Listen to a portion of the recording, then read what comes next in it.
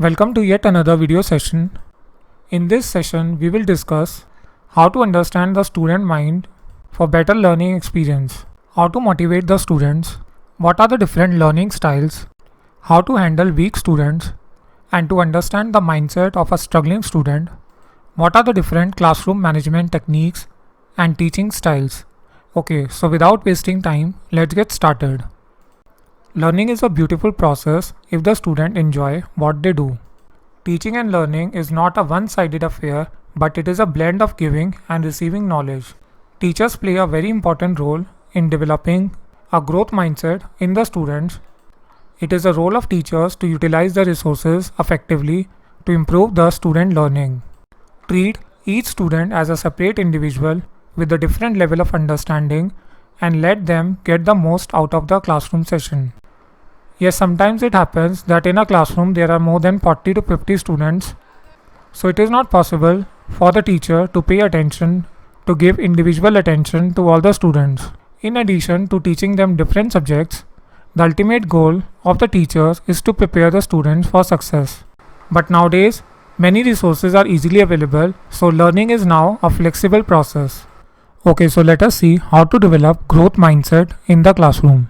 So developing a growth mindset in the classroom is an important aspect of education. You can follow these tips which will help you to cultivate a growth mindset in your classroom. Remember that developing a growth mindset is a process that takes time and effort. By implementing the following tips in the classroom, you can help your student to develop a growth mindset that will benefit them throughout their lives. Teach your student that their brain is capable of growing and changing throughout their lives. Encourage your students to use effective learning strategies such as summarizing, note-taking, and self-testing.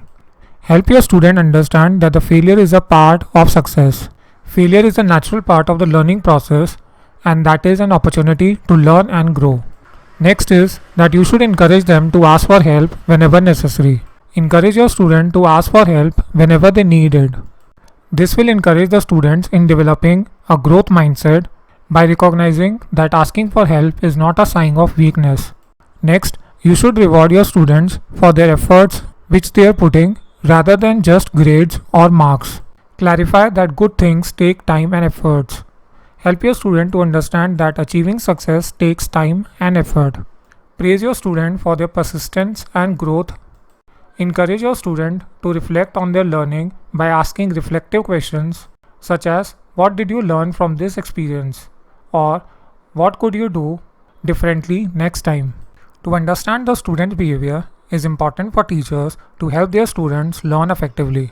Here are some ways to understand the student behavior and learning process. So the first point is observe your students. Observe your students' behavior in the classroom and outside the classroom. This will help you to understand their interests, strengths, weaknesses, and their learning styles. Next is communicate with your students. Communicate with your students regularly to understand their needs and concerns. This will help you build a positive relationship with them and create a supportive learning environment. The third point is use assessment. Use assessment such as quizzes, tests, assignments to understand your students' learning progress. This will help you to identify the areas where your student need more support. Next is you should take feedback. You can take feedback to check, and this will help you in understanding their strong points and weak points and how they can improve their learning. Next, you can collaborate with other teachers. Collaborate with other teachers to share ideas and strategies for understanding students' behavior and learning process. Next, let us see how to handle weak students. First of all, find out the cause of their weaknesses and provide appropriate support and guidance. For example, if the student is weak in maths, you can help them to review the basic concepts and practice more problems. If the student is weak due to personal or family issues, you can refer them to a counselor or a mentor. Inspire and boost their confidence by giving them specific feedback and encouragement.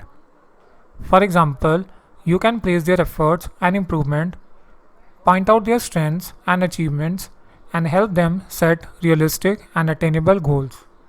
Avoid pointing out their mistakes and focus on their strength. For example, you can use positive language and avoid negative labels. Highlight what they did well and what they can do better, and avoid comparing them with other students. Try to find out their learning style and then you can teach accordingly. For example, you can use different methods and labels, materials to suit their preferences and needs, such as visual, auditory, or verbal.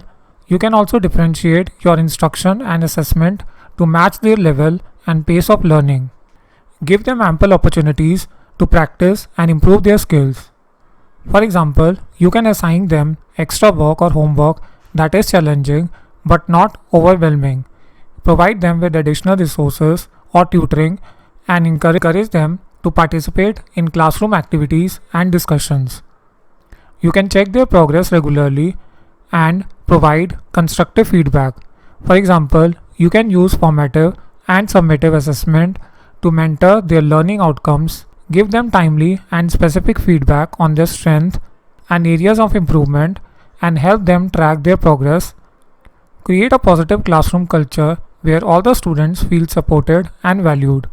For example, you can establish clear rules and expectations for behavior and learning, foster a sense of belonging and community among the students, and promote cooperation and collaboration rather than competition. The next point is that you can collaborate with parents and other professionals to ensure the best outcomes for the students. For example, you can communicate regularly with the parents about the students' performance and needs, involve them in the decision making process and the support plan, and seek advice or assistance from other teachers, counselors, or specialists when needed.